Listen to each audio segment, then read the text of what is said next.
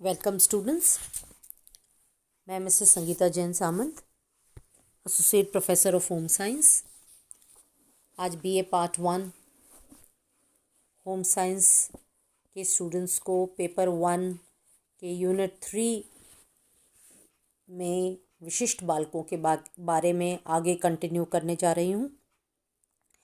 आज हम एक स्पेशल कैटेगरी की बात करने जा रहे हैं। ये हैं मानसिक अक्षमता से युक्त बालक, जिनको हम बोलते हैं मेंटली चैलेंज्ड चिल्ड्रन। मानसिक अक्षमता मतलब जो मानसिक रूप से अक्षम हो या मंदबुद्धिता हो जिनमें, या जिनका आईक्यू बुद्धि लब्धि जिसको हम कहते हैं 80 से कम या 70 से कम हो, तो ये बच्चे जो हैं मेंटली चैलेंज्ड की कैटेगरी में आते हैं। कुछ किताबों में आपको देखने को मिलेगा mentally retarded, mentally deficient, mentally handicapped, dull, slow learner. इनका अर्थ वही है, मानसिक रूप से अक्षमता। इनकी चूँकि बुद्धि काफ़ी कम होती है, मतलब आईक्यू काफ़ी कम होती है, तो इनको कोई भी चीज़ को समझने में, सीखने में काफ़ी मुश्किलों का सामना करना पड़ता है। कभी कभी तो ये अपने खुद के जो रूटीन वर्क है वे भी ये बच्चे नहीं कर पाते हैं। वो कुछ हद तक या पूर्ण रूप से दूसरों पर डिपेंड रहते हैं। इसकी कई मनोवैज्ञानिकों ने डेफिनेशंस दी हैं कि मेंटली चैलेंज्ड बच्चे ये मानसिक अक्षमता वाले बालक कौन होते हैं।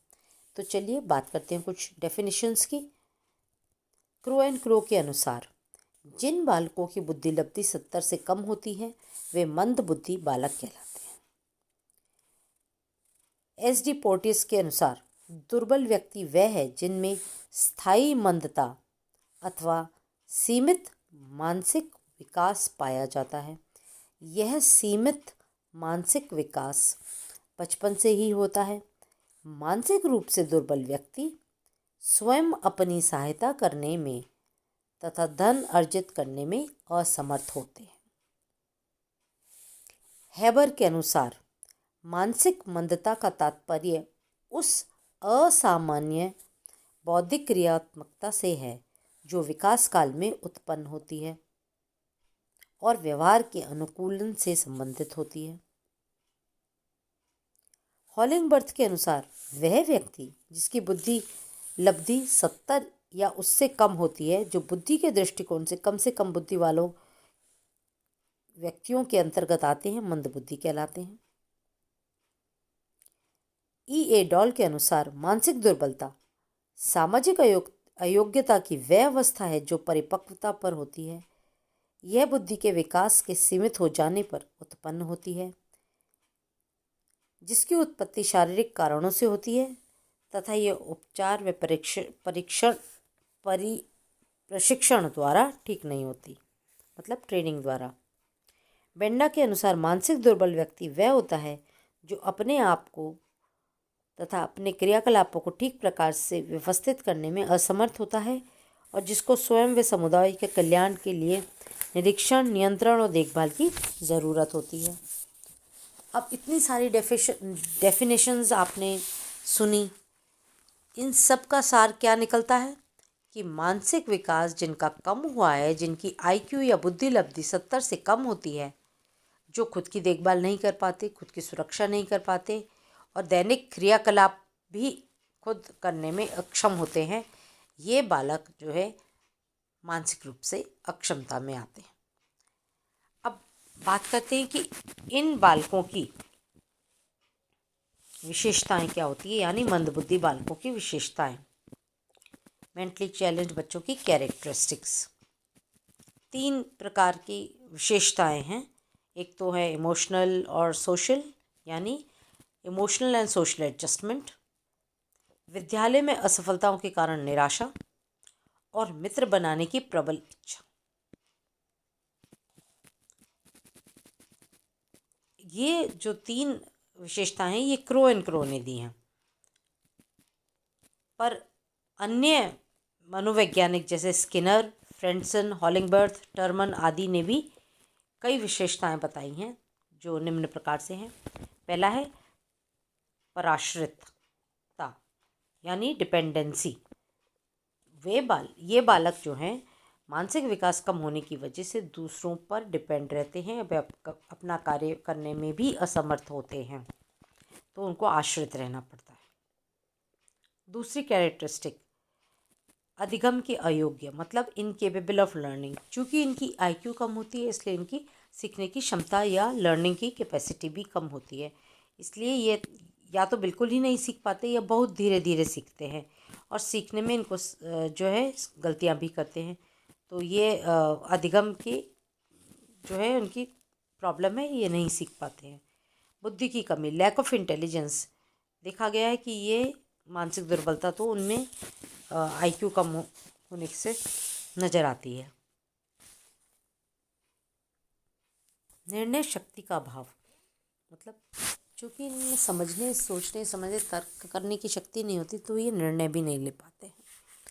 सांवेगिक अस्थिरता, मतलब इमोशनल इम्बैलेंस जो है, इंस्टेबिलिटी, ये जो है इनमें चूँकि IQ कम है तो ये इमोशनली इंस्टेबल होते हैं, समझते नहीं हैं, चिढ़ जाते हैं, जिद करते हैं।